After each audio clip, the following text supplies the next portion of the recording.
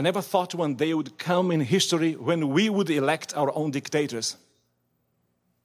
Those who rise to power and do as they see fit, bypass the Constitution and do as they see fit.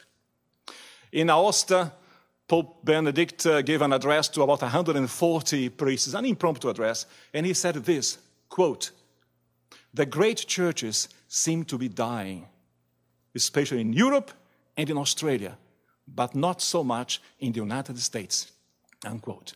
He mentioned my country of citizenship by name, Australia, but not so much in America. So we want to keep it this way and revert this process. With your help, your assistance, your material assistance, and above all, your prayers, Human Life International will, by God's grace, continue this work of promoting the culture of life, the family institution. Because today, my friends, what we witness today, and I see in so many continents I have traveled to, World War III is on against the family.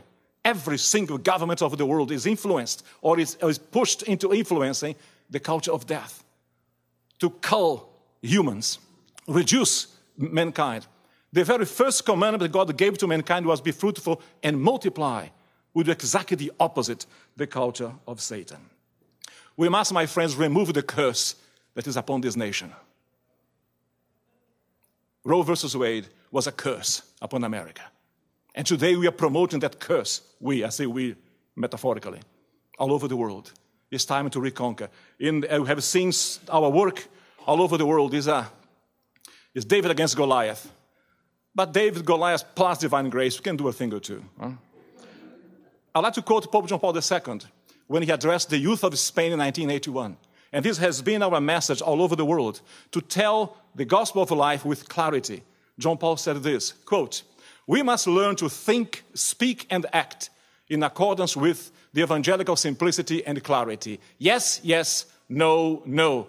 We must learn to call white, white, and black, black, to call good, good, and evil, evil, not to call it liberation or progress, even if fashion or propaganda are against this teaching," unquote.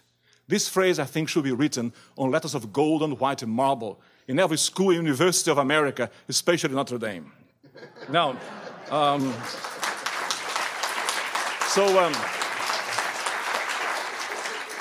on behalf of my part of the world, of the Portuguese-speaking world, I'd like to thank you for your help to HLI and encourage you to please, we must double our efforts in every possible way.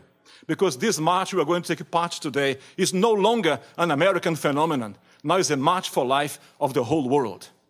The country that was to be the leader of Western civilization cannot become its executioner. When Winston Churchill was facing World War II and the invasion of the Nazis, and the Nazis were bombing England from across the Channel, he didn't present a rosy picture. He offered blood, sweat, and tears. This is a crusade. It involves blood. It involves sweat. It involves tears. It involves financial contribution. It involves prayer. It involves patience, determination to continue this fight. Because in the end, we may quote St. John of Arc, "Les soldats combattront, mais Dieu donnera la victoire." Soldiers will fight, but God will grant the victory. I have a few slides to show you. Which one is that? This is a small seminary in Tanzania. I was there with my friend Emil Hagamo, Jumbo, and we went to speak to the seminarians about the culture of life. Which one is that? This one here. Thank you. Now, press for me, please. This one, as you see, it is Africa. Everything is very dark there.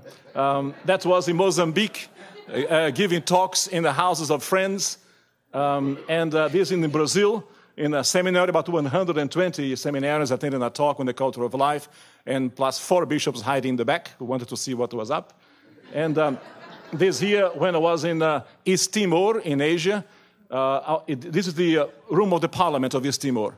I was giving a talk to members of parliament and the head of the house about the culture of life, and they were asking HLI for suggestions regarding their own legislation.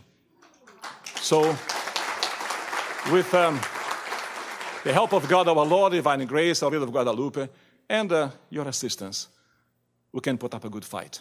God bless you.